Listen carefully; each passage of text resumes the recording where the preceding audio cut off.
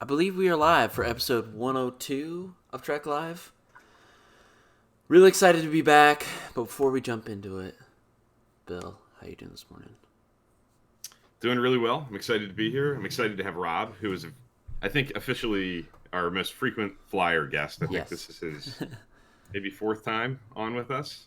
Maybe 3, 4, something like that. I think three. Three? Yeah. I get confused because you often come to our other events, Dark hangouts. Or you've been to those, or at least some of those too.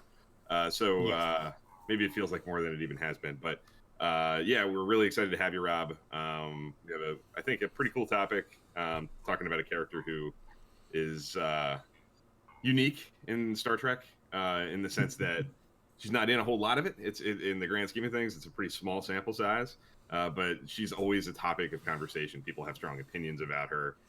It's Katherine Pulaski, the Doctor from season 2 of TNG. It's an interesting topic. I think. So we're going to talk about whatever comes to mind for us. Us with Trek Live, we try to be casual and not too structured. We kind of want to go where the conversation naturally takes us.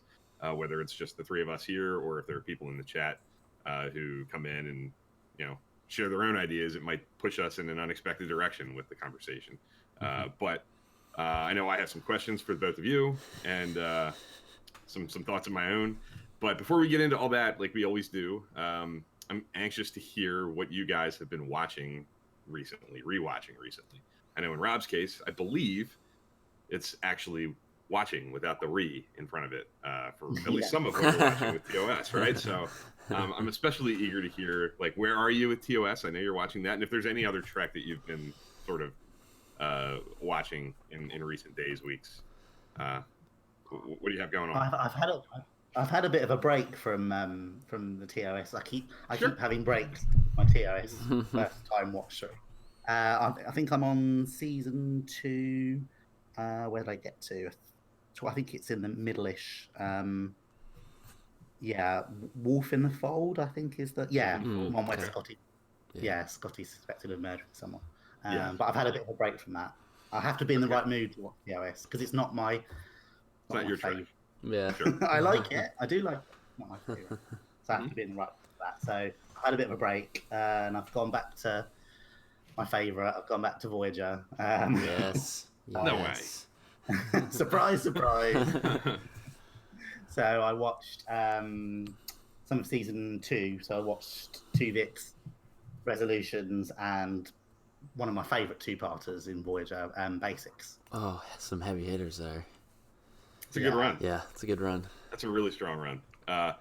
Do you find that Tuvix emotionally drains you no matter how many times you go back and revisit it? Do you find yourself like stressed and grappling with the ethical? Each time I watch it, I feel like I have to justify to myself why I love it.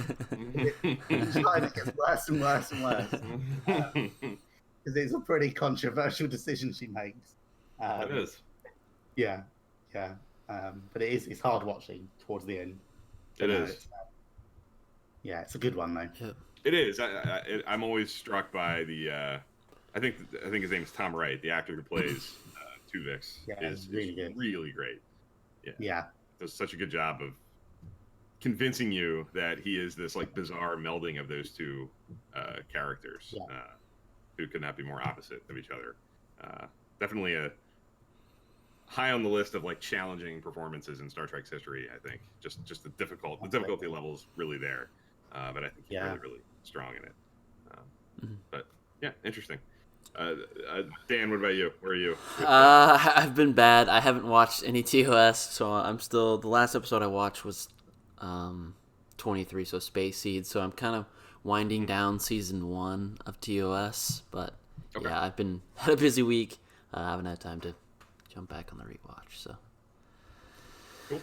Yep. What about you? How's your rewatch going? I'm in the midst of TNG season 2, which is perfect for this. Pulaski's on the mind. Yeah. I watched the Icarus Factor, which has some Pulaski stuff in it. Yep. Important Pulaski stuff in it.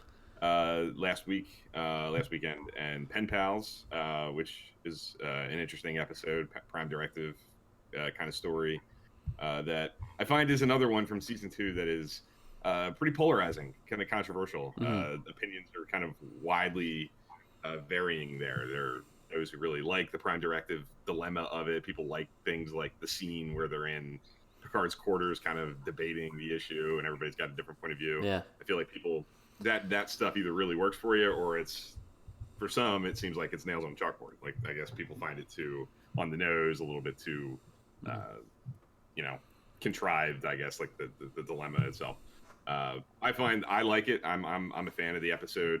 I've been able to relate to actually like the Wesley Crusher stuff in it, being like a young, not so much anymore. I'm getting older every day, obviously, but being a young like supervisor, working with people who are older and more experienced than me, I certainly, especially in the last, going back a few years, I found myself relating to the Wesley Crusher stuff in that episode, But it's become more relatable over time, right? At first, it didn't really land, but now, as time went on, it definitely lands for you. Yeah, when I was a kid, it certainly didn't.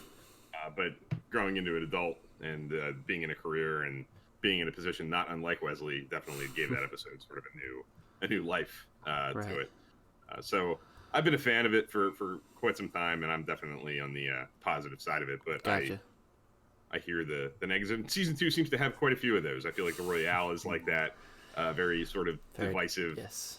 Yeah. I found that episode like Loud as a Whisper actually had quite a bit of hot and cold to it. Yeah, and there are some coming up that I suspect will probably have the same sort of response. Season 2 is an interesting season of Trek, I think. Right. Because of Pulaski, a lot of it I think is because of her. She adds, like we're going to talk about here in a second. Let's just jump in. Well, I want to ask Rob first before we get into the Pulaski stuff. I have some Trek book club. Yes. I want to hear what's going on with it. What are you guys doing now?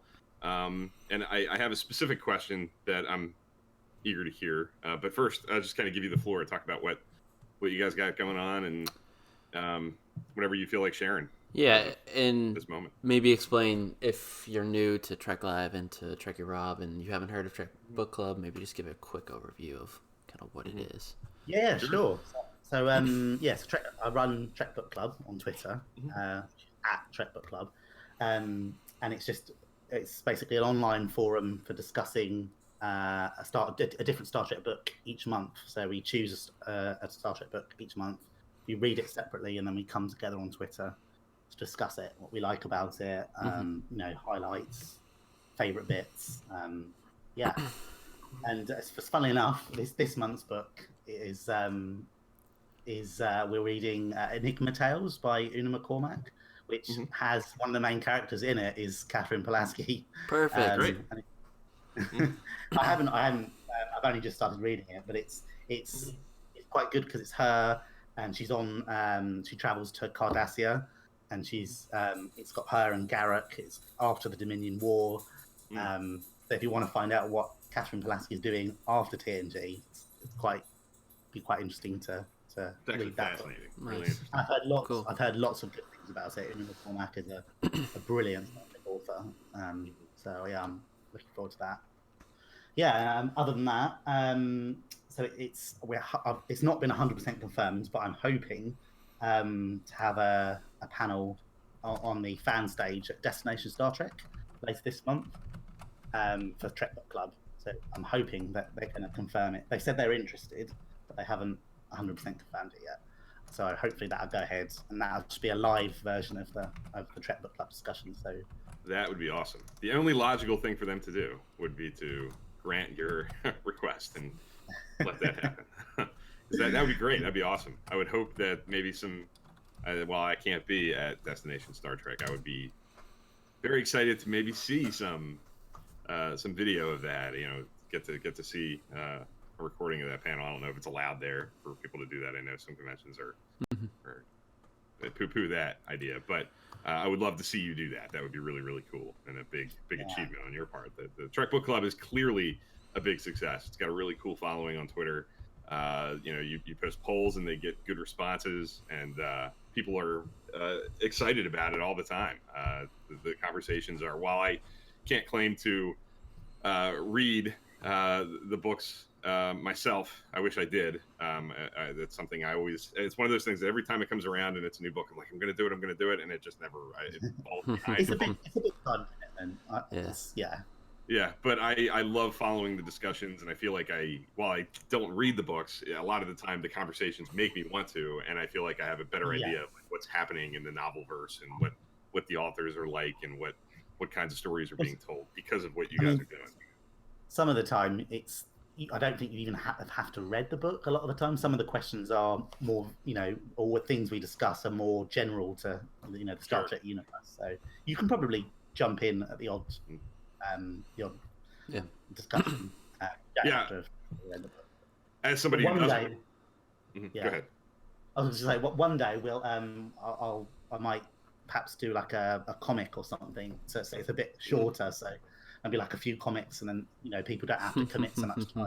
Sure. Yeah. That'd be cool. Yeah, that'd be But fun. as somebody who doesn't necessarily read the books as I go, I do follow the discussions, and I can vouch for that they are easy to follow, and you don't need to necessarily have even read the book to take something away from those discussions and to be a participant in those things. So you can vicariously get the gist of the books from Twitter. John Jones says in the chat. Yeah, that's correct. It's not necessarily the best way to absorb the books. It's always best to read them, I'm sure, but the conversations are definitely interesting and entertaining and informative. The question that I have in mind, just because today is going to be a big day with new Trek stuff and Discovery stuff, there have been, I think, 5 Discovery books so far, all by different authors, all kind of focusing on different characters. Am I correct in that? Or there have been 5, and there's 6 coming, right? Yeah. Yes, that's right. Yeah. So we've had, I think, the first one was Burnham, I think. Burnham and Saru's relationship on the Shenja, right? Yeah. Then it was Lorca, Georgiou, then Saru, then Tilly, and Pike on the Enterprise, right? During the war. Yes. Yeah. And the next one is Stamets. Yeah. So I'm assuming you've read all 5, right? I'm guessing. I have, yes. I can't remember them all very clearly, but I have read them. Sure. Do you have a favorite of the 5? If you were going to recommend, like, somebody who's curious about Discovery novels and wants to maybe dab their toe in that world, which of the books would you recommend to somebody? I mean, what's great about the Discovery books is that so if you've got a favorite character, you can literally pick one of the books and start with those. So if you're a big Saru fan, you could start with the one that's about Saru, which is the Fear Itself, thank you, by James Swallow, which I really enjoyed that book. Personally, my favourite, surprise, surprise, is another Una McCoy book, is the one that's all about Tilly, which is The Way to the Stars, which is just brilliant. She nails the Tilly character completely. It's all about how Tilly growing up and discovering her place in the world and her adventures that she goes on. It's a really good book, really, really good book.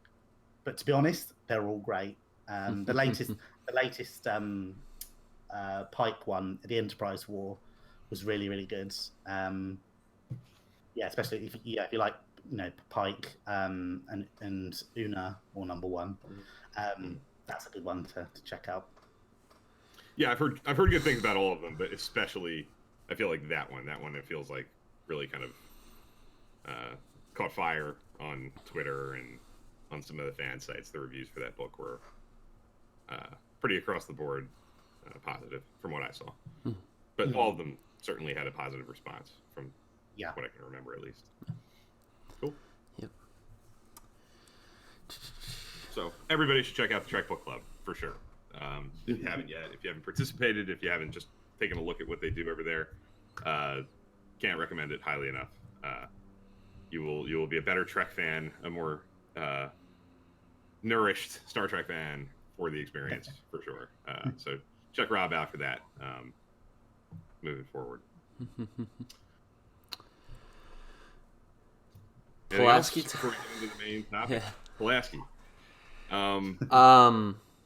Rob, this topic, bringing you on the show was not just a random event. Why did we bring you on for this specific topic?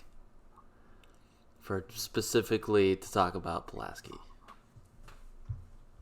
I'm assuming because I've voiced opinions several times that I'm a big Pulaski fan. Yes, and that is not that's the reason. Because yes. I have friends that if they're watching this or seeing this who are big Crusher fans. I'm not saying anything bad about Crusher. I really like Dr. Crusher.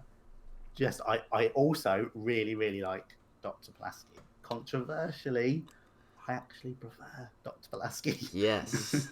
Yes. That is the reason. That is the sole reason why we. Yes. Mm-hmm. Yes. I don't think that's. I'm not saying anything about the actresses. I personally, I think that's because Pulaski is given more to do. Is written better. Not the whole time. I mean, Dr. Crusher has some fantastic episodes. But when you think of how few episodes Dr. Pulaski was in, I think she was written better.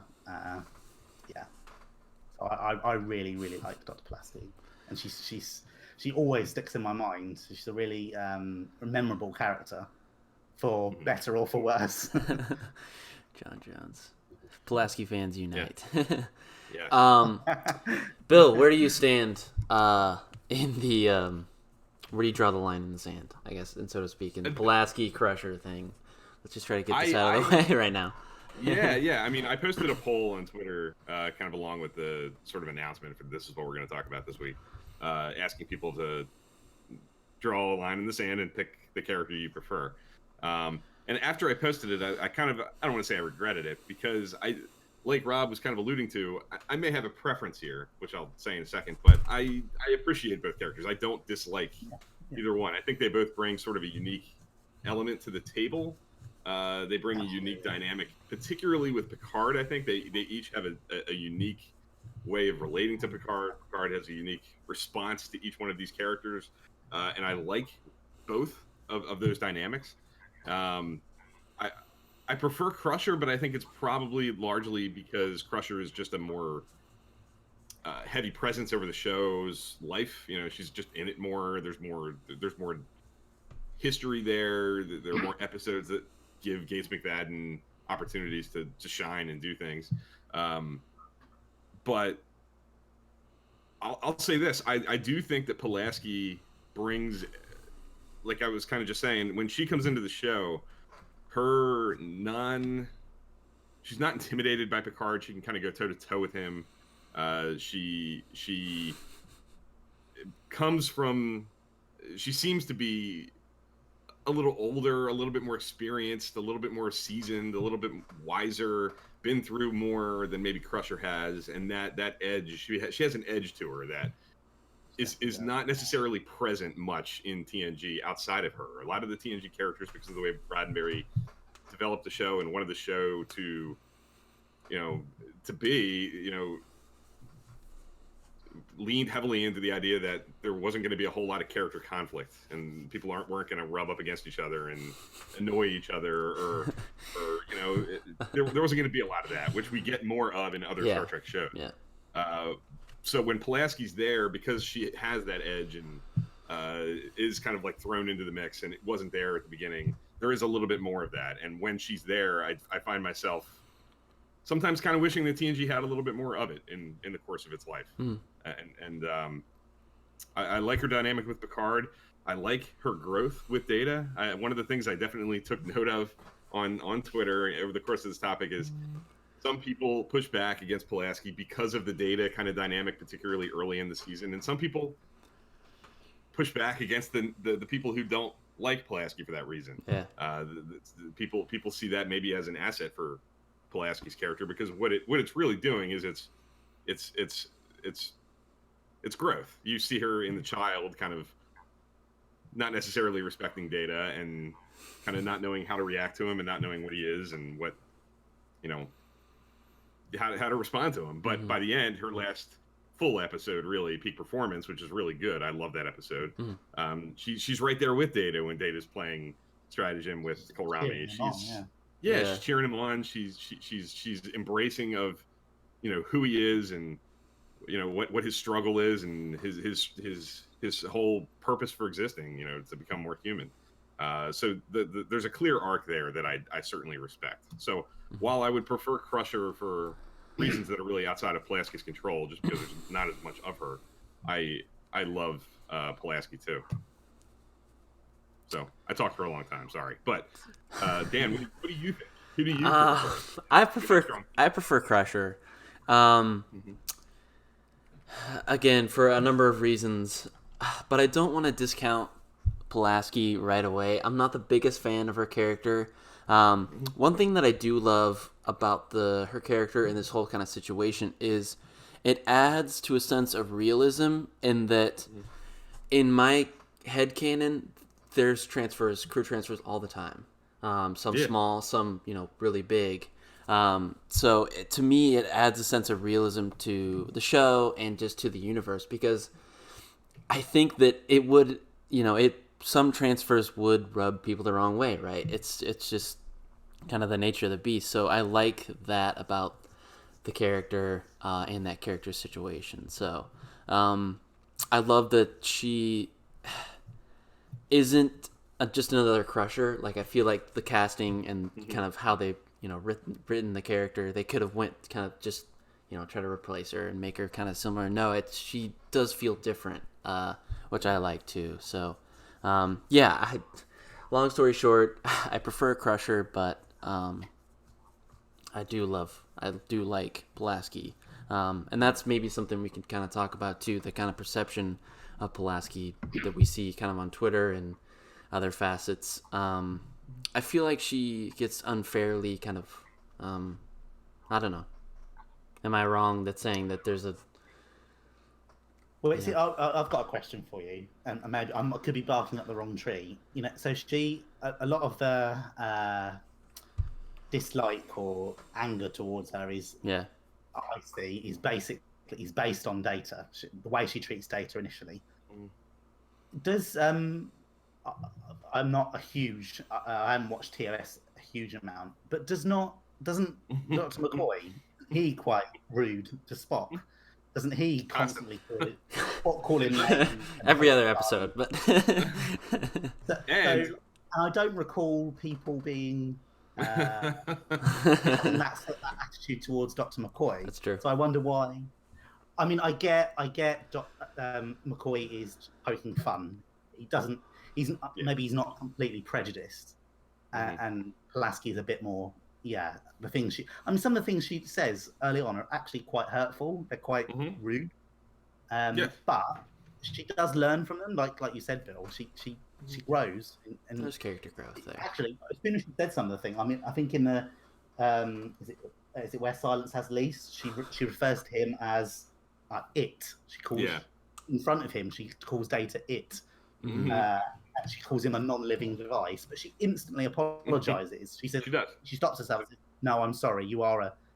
So yeah, it was just a question I had, whether why does she get such scorn towards her when other characters that act in a similar sort of way don't. Maybe get a free pass. Yeah, and you can make a case that. Go ahead, Dan. I'm sorry. I'll just real quick. I think that's where it stems from. I think that's where all this kind of hatred and stuff with the Pulaski character. That's where just with the Data stuff. I think Bill touched on it. And so go ahead, Bill. But I would also say that, and maybe Picard as well. Their relationship too. Yeah, I think there's a lot of angles here. I think there are a lot of things that people do push back on the basis of. I think the Data, if you just look at the responses on Twitter to just this topic thing, like that single conversation, you see a good bit of the Data stuff on both sides. People think, you see that mentioned often. Yeah. But I think, unlike McCoy and Spock, you can make a case that, while McCoy, like you said, Rob, maybe comes across like he's poking fun a little bit more than not. I think that's up for debate, depending on who you ask and how they take what McCoy says to heart. But unlike Dr. Pulaski, you don't necessarily see the the real arc of growth in the way McCoy interacts with Spock. McCoy kind of interacts with Spock sort of the same kind of way all the way through that show and even into the movies.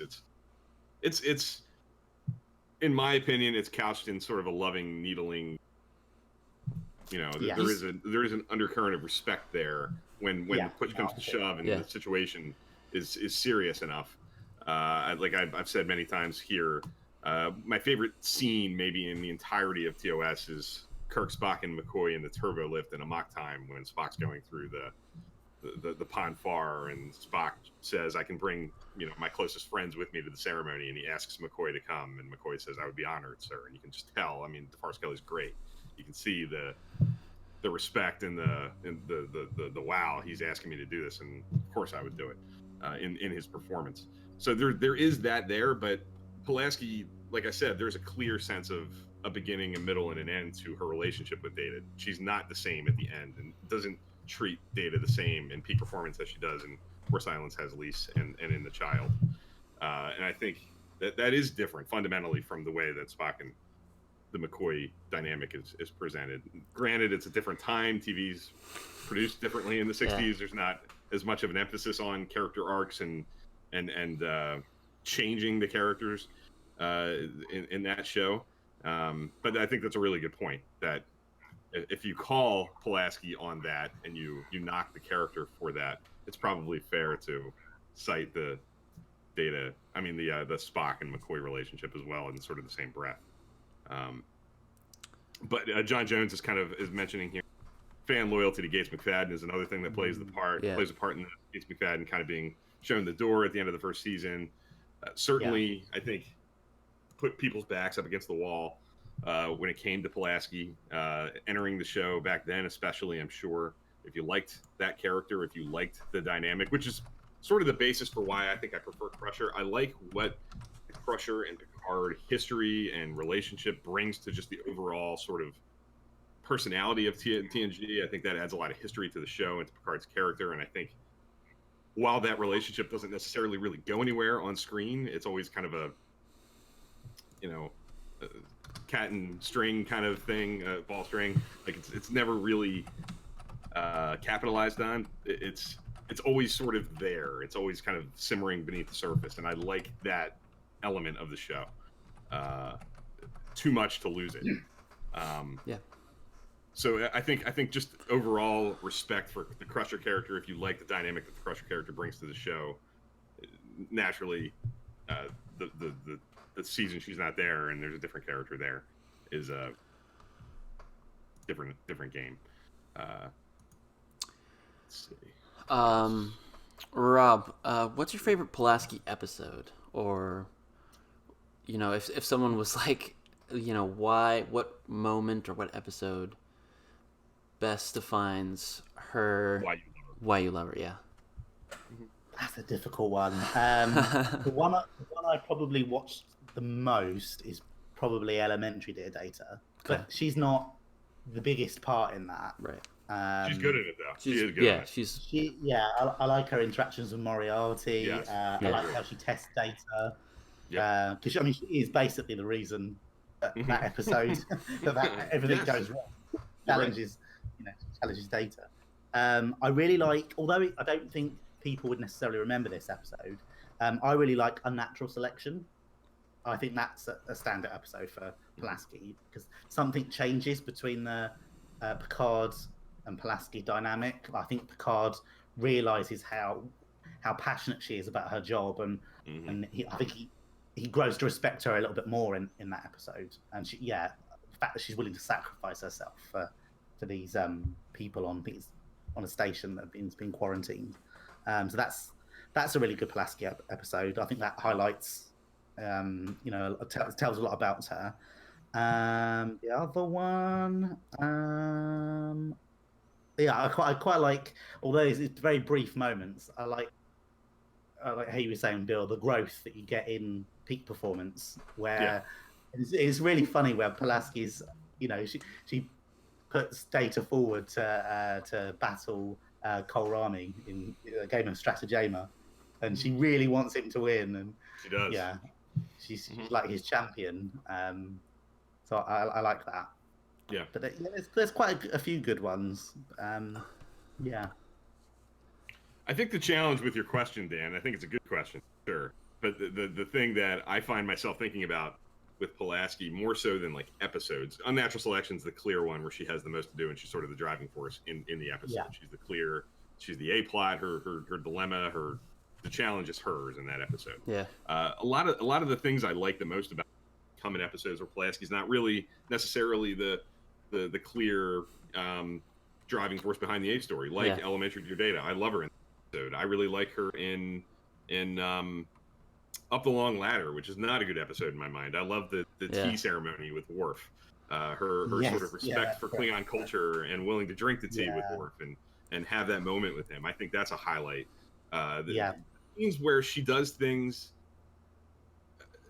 When I find myself liking her most are in scenes like that where I see the clear distinction between her and Dr. Crusher. If you look at a scene and you go, you can't necessarily like just flip the two characters and have the scene with the Doctor work.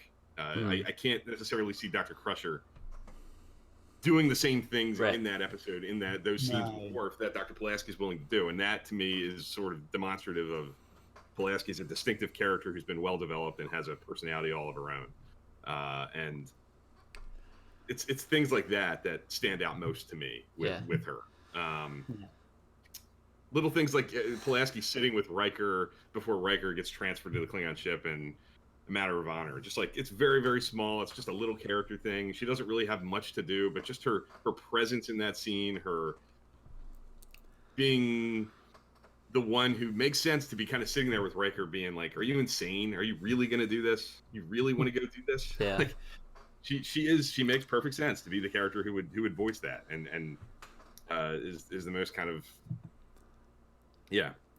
that's why about that's why I asked the question, because when I sat down to jot some notes down about this the episode, I couldn't really nail down a specific episode, but specific moments. I think it's in Samaritan Snare, I think, where she guess who's the only person who's qualified to do this procedure in the whole quadrant? We wouldn't even have Picard or any of the rest of the TOS without Pulaski. So I see that argument a lot made when we bring this up. But yeah, it's the moments, I think, just in every other episode or something, that I think that's where you can see Pulaski's greatness. So I wanted to try to test you guys, not just do moments, but maybe do some episodes too. That we could highlight. Sure. So I like that in quite a few episodes, and not unsurprisingly, because she's a doctor, you see her carrying something, like you said, Bill, about the tea ceremony with Worf. She's got that compassion and that empathy. I know in Pen Pals, where Wesley's put in charge of an away team, and she has a little moment with Wesley where she gives him a little pep talk, and encourages him, and tells him that she has confidence in him, and reassures him. And obviously in the Icarus Factor, where she she tries to and she's the main reason that Will and his dad, Riker and his dad, heal their relationship. She gets Troy involved. Yeah, well, that's actually a good another part to that. Yeah, that's actually a segue. I'm curious about how you guys view that sort of development, because I just watched that episode, and what do you think of this idea that they obviously had to have Pulaski had a relationship with Riker's father? Like, do you like it? I was in that. There's a Trek FM T-shirt. I know. Yes. Yes. Classic T-shirt. It's one I wish I had. It's a bold choice. It's one of those things that you really kind of have to squint and look really hard to get to a point where you kind of maybe accept that, over the last 20 episodes or 18 episodes or whatever it's been, Pulaski wouldn't have maybe mentioned, hey, your dad. Yeah. You know. How's he doing? Yeah. And and of course he asks her in the episode, and she says, "Well, I guess it just never really came up." And I don't know, like, you know, there are certainly other examples of that in Star Trek's history where people aren't necessarily totally forthcoming with family history kind of information. Cyback, especially when Spock, I don't want to, like, you can. yeah, Mm-hmm. I don't want to go on a tangent here, but especially when the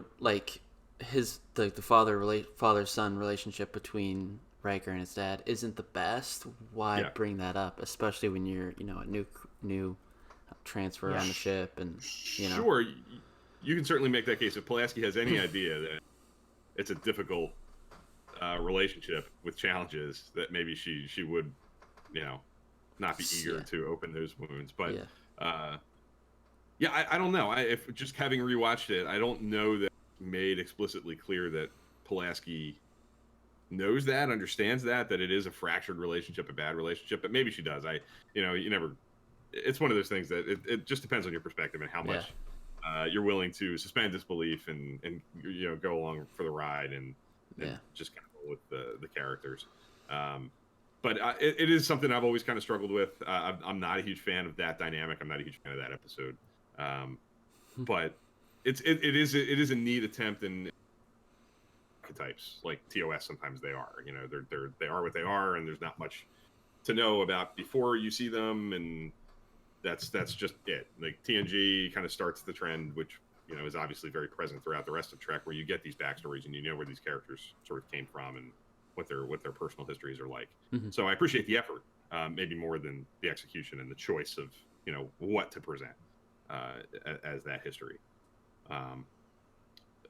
A big thing that I'm curious about your guys' take, the other thing, kind of going back to like common hits on Pulaski, like things that people tag her with and reasons that people might label her as a misfire or not a great character. Do you find that she's too similar to Dr. McCoy? That's a common thing to throw at her, that Roddenberry and TNG were basically aware of. There's not enough conflict on the show. There's not enough, you know, friction, and what we need is a McCoy. So we'll flip the Doctor and bring in a curmudgeon-y character who's not afraid to, you know, call out, rub up against people and shake up the dynamic. And she says a lot of maybe the same kinds of things that Dr. McCoy would say. She'll have conflict with the unemotional other character, Spock Data. Like, do you find that is true? Does that bother you? Do you think it's overly simplistic? Like, just what do you think, as both people that are kind of on again, off again, maybe watching TOS right now? What do you think? I have no problem with it.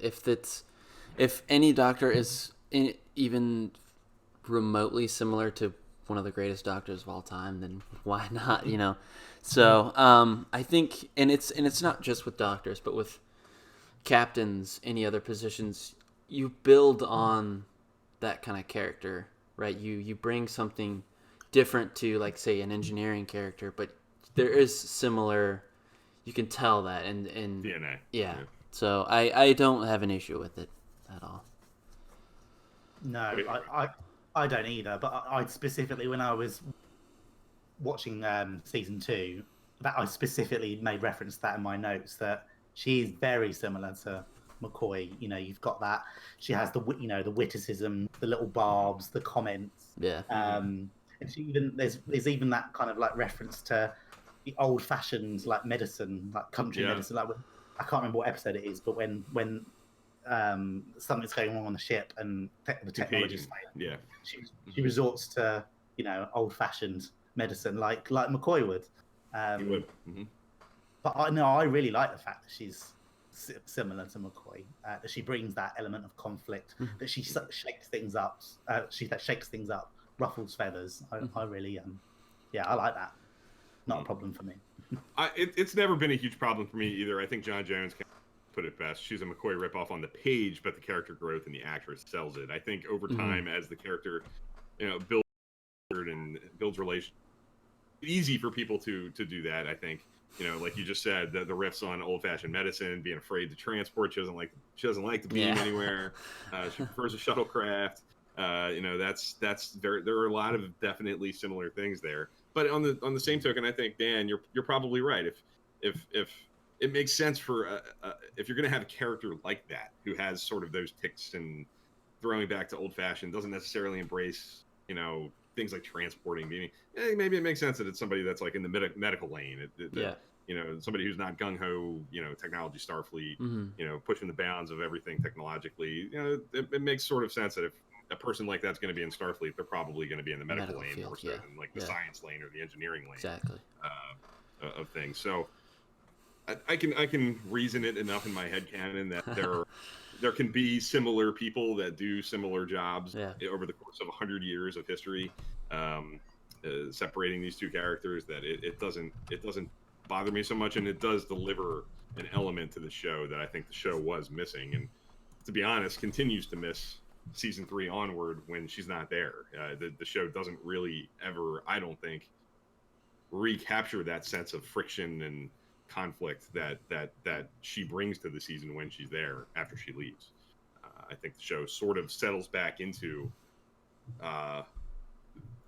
certainly a more finely written, more refined version of what season 1 kind of is, where the crew gets along and there's not a lot of interpersonal conflict there.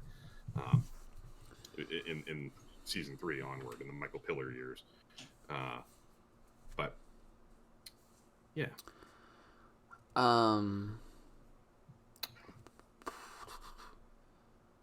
How would you guys feel about her coming back? Would she fit in, let's say she came back in season 6 or season 7 for an episode or 2? Do you think she would kind of fit, or would it kind of be a little bit jarring?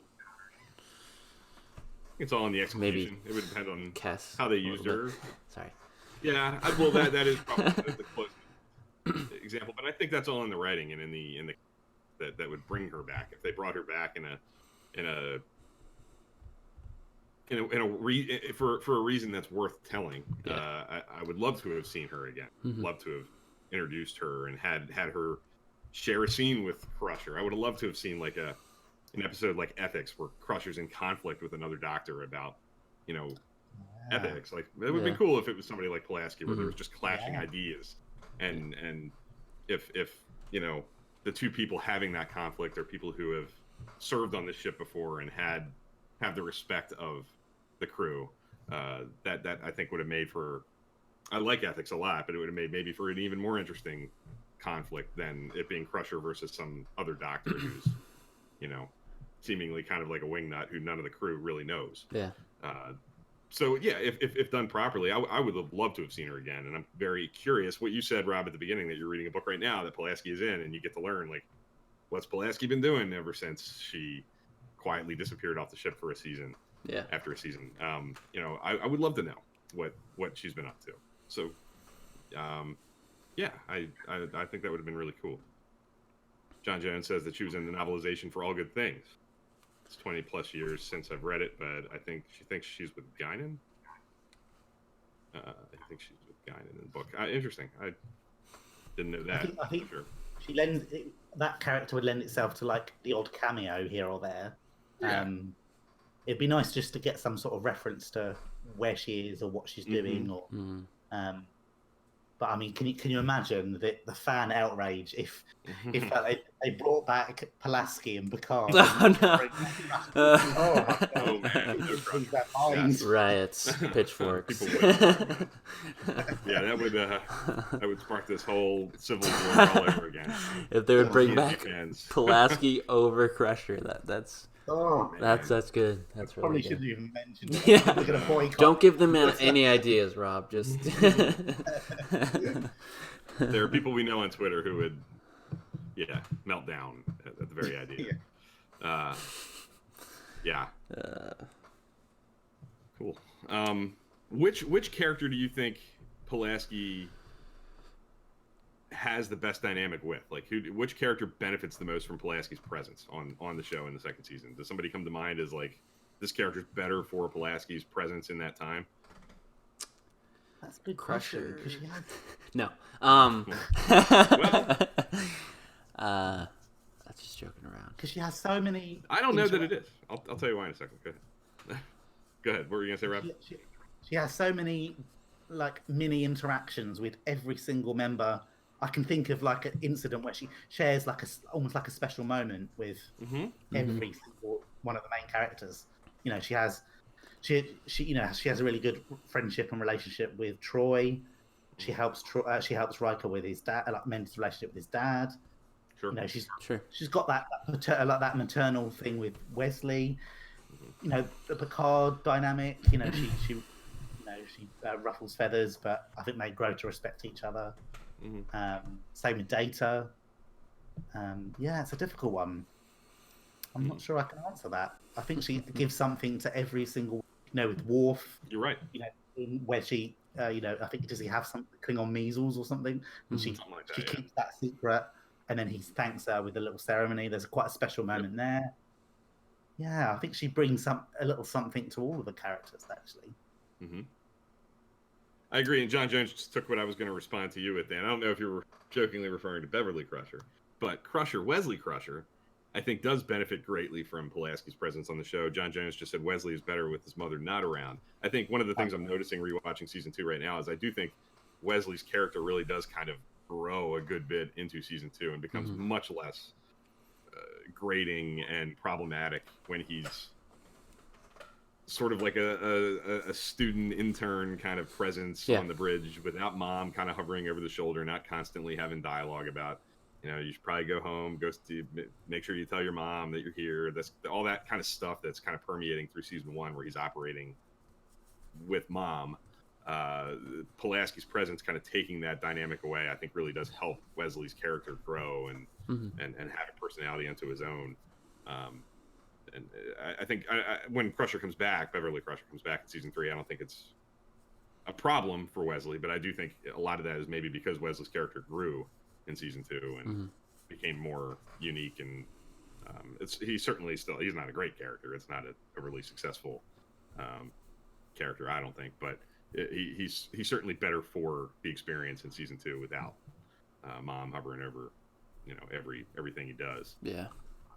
So there's him. I certainly do. Like I said at the beginning, I love Pulaski's dynamic with Picard. I like having a character on the show who's not necessarily intimidated by Picard, who's willing to go toe to toe with him when she feels like she's got the upper hand. Yeah. Where, you know, Crusher certainly brings her own dynamic to that relationship, but she's not necessarily one that's willing to kind of go in for the kill when she thinks she's right. She's going to back down and will you know, respect the chain of command and isn't necessarily going to push as hard as Pulaski against you know, the chain of command. So I like that element of the character dynamics. And I think you said it best, Rob. I think just thinking about it, there are character. In the last couple of weeks I watched Time Squared. And that's the episode where they find the shuttle and Picard's in it. It's a Picard from the future. And one of my favorite scenes in that episode is Picard was just in sickbay with Troy and Pulaski talking about the situation, and Picard's obviously like stressed and, you know, upset and confused. And so Picard leaves and Pulaski's left with Troy kind of talking about what's going on. And Troy's talking about he's handling it well, this and that. Like he's doing well under the circumstances, but Pulaski views it as like, no, he's unraveling. Like he's really having a hard time, and he's gonna crack. And they're both right. Like they both have good points of view, and it's not a this one's right, this one's wrong kind of analysis of how Picard's handling the crisis. They both have valid points of view and see it their own way.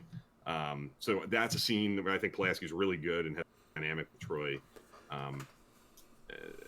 The Worf scene is definitely, you know, foremost on my mind when I think of Pulaski with the tea ceremony and up the long ladder, and the growth with Data. So, yeah, I think it's kind of hard to pinpoint. I think she does do things that benefit all the characters. Yep. Yeah. So we really didn't have much negative to say about Pulaski at all. I mean, it's been pretty positive because in my mind, Trek I Live do think is all about. Trek Live's positive the vast Positive. majority of the time. Yeah, we're not going to sit here and bash. Nope. But I don't have much to bash her for, really. I prefer Crusher for the volume of what we get with Crusher, and I like the unspoken attraction romance element Right. that's there in that dynamic. But I think Pulaski brings a really unique and necessary dynamic and dimension to TNG when she's there. Yeah. Real quick, let's flip flop. Let's say Pulaski is in Crusher's shoes. Do you think she has enough as a character to go the 6 seasons like Crusher did? Yeah, I do. Yeah. Rob, do you think if they don't take her off the show and let her go for the next 6 years, does she develop and become? And I would say yes. I think she develops right alongside the rest of the characters who certainly get better and more fleshed out and deeper over the course of the Michael Piller years, where the writing certainly gets better, and the characters become more of the focus of the show. I think she does benefit, and I think she can. I think she could have evolved even more so over the time, and I think she could have withstood 5 more seasons of being on the show. Yeah, I agree. I agree too. Rob, do you know? I don't want to give any spoilers, but what happens to her character in the book you're reading? In the book I'm reading, I haven't read it, and I've only just started, so I couldn't tell you. But I know it's based on Cardassia. It's all about I think Garak is the leader of the Cardassian Union after the Dominion War, and Pulaski and another colleague, I can't remember his name, from Starfleet Medical, come to Cardassia Prime to accept an award. I think she's cured some sort of plague. So she comes to Cardassia to accept an award, and then I think she's embroiled in some sort of political intrigue or turmoil on Cardassia. But I don't know the ins and outs of it. But it looks to be good. It looks like she's one of the main. I mean, she's mentioned in the blurb. Yeah. So she's got to be, along with her and Garak are 2 of the main characters. And there's also Natima Lang comes up, which is another good cameo. Cool. Yeah, it's I'll let you know what it's like. But I've heard really, really good things. So, I'll certainly, doubling back to the Trek Book Club. You know, I'm very follow that discussion as that book is read by the members of the group, and I'm curious. That's going to be the number one thing I'm honestly anxious to see. I want to hear how that character has evolved and what she's up to, and I'm curious because she is unusual in that sense. She's a rare example of a character who, especially in the more modern series, who was there and then she wasn't, and there's not a whole lot of explanation about where she was going, what kind of future does she have in store. Like with Kess leaving, you kind of have some idea in your head of like what her departure means and what her kind of future looks like, and you do get to see her again by the end. And when other characters have left, it tends to be dead. Like, and even Tasha Yar, she dies, but there's still kind of a weird future there with Yesterday's Enterprise, and Sela gives a whole nother element to. Pulaski's a rare instance of a character leaving where you just kind of have that's it. It's like the Aaron Sorkin thing he does with West Wing. Characters leave and then they're gone. You never hear from them again. You have no idea what happened to them. I think that's rare. I think it's interesting in this book having these 2 characters interact, Pulaski and Garak, who are in some ways quite similar. Yeah, it's a great pair. Like really quite witty. Both shake things up a little bit. Yeah, you can envision them going toe to toe with each other. Yeah, the witticisms and the trying to one up each other. Pulaski would be in her element, I think, trying to unravel Garak and figure him out. I can totally envision that. That's an easy leap to make. 2 different characters from different shows. Yeah. John Jones mentions a decent point. After she leaves, her name is mentioned again only once on screen, and I admit that I know that's true, but I can't tell you what that is. I cannot remember what is this. Wow. John Jones is stumped. I don't know. I didn't know that. I thought she was like they didn't mention her again. but I guess I know her name is mentioned very casually, like in a line of dialogue, and I'm pretty sure it might not even be in TNG. So John Jones, if you're still here and you can hear us, please share. I'm eager and to have my memory jogged. Mm-hmm. I want to say it might have been in Voyager that her name just gets mentioned as like part of a Dr. Pulaski's a name that it just dropped. was associated with like a study or something. Yeah, that maybe. might have dropped. So I'm eager. This would be a good Trek After Dark trivia question that no one would know the answer to. I'll add that to the list. So hopefully John answers us. Yeah. If he's still hanging, and maybe he has to look it up even himself to figure out If exactly. not, I'll just Google it after the show. Yeah. But any last thoughts on Dr. Pulaski? Anything you kind of want to throw out there as like a sum up how you feel? Anything we didn't cover that you want to talk about over the course of the last hour, almost? I'd love to kind of put the naysayers to shame on Pulaski and kind of draw my line in the sand that I don't, even though I prefer Crusher, I don't hate or dislike Pulaski at all. I think she's a great character. So. Yeah, I echo that. Just real quick, John Jones says that Crusher It is says in she's season familiar 3 with Pulaski's technique. It is. There's something involving Crusher having to wipe some, and I think she's referring to Pulaski wiping the memory of Sarjenka in Pen Pals. Like there's a similar circumstance where they're trying to block out a memory element of somebody, and Crusher does drop a line about I'm familiar with how Dr. Pulaski did it or something. I can remember something about it, but sorry, this is like a really Sam's gonna Google it. This is a tangent that a tangent that I'm gonna go on. When is that technique first like done? When can you like in the Star Trek timeline? When can that? When was that? Time they wipe somebody's like selectively wipe somebody's memory, like pick a part of it. Because I was watching this relates back to my rewatch. If you're wondering how I got here, Tomorrow is Yesterday. I was watching it and I was like, why don't they just wipe this guy's memory and then the episode's over? But that's a whole topic for a different day. But yeah, I was just curious when that was first mentioned. It might be Pen Pals. It might be that might be the first time that they can like target a portion of somebody's memory and kill it. And not, like, so this is not a TOS era procedure. I don't think so. I don't think they ever do anything quite like that in TOS, and I don't think they ever do anything like that in Enterprise or Discovery. Do they ever do that in Discovery? No. I don't think so. I guess they kind of do it with Tyler Vogt. Yeah, but that's not our technology. We don't do that's Klingon stuff. That's some crazy Klingon witchcraft, mutilation, bizarre stuff that, of course, the Federation would have no part in doing anything like. But yeah, I think it would be Pen Pals. Yeah. One thing we didn't. I mean, we briefly mentioned, but she has lots of really good, funny one-liners. Sure. I like her one-liners. You know, think some of her lines. You know. Sure. In Elementary Dear Data, where I love the scene where Picard comes in first time and meets Moriarty, and she's like lounging on the sofa, stuffing her face.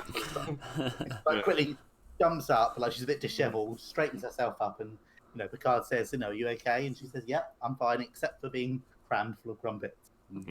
She has lots of she does. I think in Unnatural Selection, Data asks if she's okay when she's been infected, and she's like, not an understatement. She's like, I'm not up to factory specs. Like, she's dying. She's got lots of good one-liners. She does. She definitely does. She's funny. She definitely brings a unique sense of humor to the show, and it comes from her. The edge she has, like the humor, definitely usually comes from that, sort of uncut, more relaxed sort of vibe she gives off. She's a unique character that isn't seen anywhere else on the show, really. And then I think there is a good opportunity for humor there that they take advantage of quite often. Yeah. So definitely a good point. Yeah. Yeah, I guess we can start wrapping up if that's okay with you guys. Yeah, absolutely. I think we covered a good bit. We could go on forever. I mean, you could go episode by episode with Dr. Pulaski and talk about ups and downs. If you really wanted to, we could sit here all day and do a different kind of day. I would do it. Sure. But yeah, I would just say, kind of echo you, Dan. I think she's a really good character. I love what she brought to the show. And I think it would have been cool in a parallel universe to see, like in parallels in TNG in season 7 on one of those little enterprises out there, Dr. Pulaski's still there. And I'd be interested to know like what that looks like and how that played out and what kind of show that is. So while I kind of regret posting, I don't regret posting the poll. Like, which character do you prefer? Because it kind of is like a this or that. You must take a stand. Who do you like and who do you not? I don't mean for it to be like that, because I suspect while it is 75% Crusher, I believe right now 25% Pulaski. I suspect of that 75%, there's a decent number of people who would say I like both. I might prefer Crusher, like I'm saying right here, but it's not a Pulaski sucks kind of a thing. I just opened 50 Twitter accounts and posted yes to Pulaski. That was all you. It was all me. It definitely was not. There are some very active, very big presence folks on Twitter. People who are on big podcasts and are have big followings on Twitter who love Pulaski and make a strong case. People who've been on our show. Yeah. I don't know if anyone's like me. I like supporting the underdog. Pulaski's the underdog. Definitely the underdog. Yeah, and I think there's probably an element too. With I think Dr. Pulaski is much more popular now than maybe he was. Yes. It might be people saying, I think Pulaski's kind of beat up unfairly, and people do root for the underdog. And the Enterprise factor. Yeah. Gets better with time. Absolutely. For sure. Gets better with time. Yep. Agreed. Do you have any Star Trek content that you'd like to echo? Maybe besides Trek Book Club? Rob, you first. Yeah. Anything that you want to kind of shout out? Any other shows? Pieces of Trek content? So the latest podcast I've listened to that I really enjoyed, the latest Trek Ranks, as always. The top 5 whole episodes was brilliant. Really, really good. Enjoyed that. And I don't know if you listen to Snap Trek, Yes. where they compare 2 episodes, and they usually have like a little poetry element to it, a little limerick. Really cool. And this latest one, Jen and Ross did a little tribute to Aaron Eisenberg. So they compared at the beginning of Nog's story with Heart of Stone, where he, tries to buy an internship with Cisco, and then the end, towards the end of his arc, in It's Only a Paper Moon, where we see him recover from a trauma, and that's really good. It was a really nice tribute to him. Yeah, that's definitely. I haven't listened to it yet, but it's on my feed, and I'm looking forward to diving into that. But the Trek Ranks episode on T'Pol is one I would definitely echo and shout out. I couldn't listen to that fast enough. I love Enterprise, as everybody knows me knows. I love T'Pol. I think she's a great character, one of my favorites. And there's some really cool conversation on that, as there always is on Trek Ranks. And real quick, I'll also just throw out there, I don't know if I mentioned it on previous shows. This is kind of going back a little bit, but going to Snap Trek, not Snap Trek, but a person on that show, Jen Tift on Trek Profiles was outstanding. Yes. That's going back a little bit. It was like the end of August that episode came out, but I got around to really listening to it in full over the past couple of weeks, and I wanted to shout that out. I think that's a really great conversation. Really good stuff. What about you, Dan? I don't really have anything that you guys haven't mentioned. Trek Ranks, I'll definitely put Snap Trek to the top of the list. But yeah, other than that, yep. Yeah, there's a lot of really good. I've mentioned them a couple of real quick too. There's a neat little YouTube channel that's new. It's called Trek Favorites. I've mentioned it a couple of times. It's very, very small as far as like following as of yet. But it's a guy who does a lot of tech kind of podcasts, and he interviews somebody for about 20, 30, 40 minutes, and they talk about that person's like favorite thing in Trek. It's usually around an episode, but sometimes it's more specific than that. Like the title of the episode might be an episode name, but it might be something very specific in that episode that person wants to talk about. It's always a really cool conversation. The first 2 episodes of it were the 2 guys from Mission Log, Ken Ray and John Champion. They were the first 2 guests, and there have been a lot of others as well. People I'm not familiar with. A lot of them are people who do stuff in the tech world more so than like the Trek Twitter community. But what that does is it brings about new voices, new perspectives, and there's some really interesting favorite choices that I've really enjoyed hearing about. So I would definitely recommend everybody go check that out. Yep. Cool. Yeah. I think you wrap it up. I think. Give a huge shout out to Trekkie Rob. Thanks for coming on and his continued support with Trek Live and everything we do. So thank you. We'll be back. We'll be back next week with more Trek. You guys know the drill. The discussion does not have to stop here. Come on our Twitter, Facebook, Discord server. Trek After Dark coming soon. Still trying to nail down a weekend that we can all make it. So. Just stay posted for that. Yeah, hopefully soon. Yep. So, thanks for watching, everybody. Yeah, thank you, everybody. Thank you, Rob. Cheers.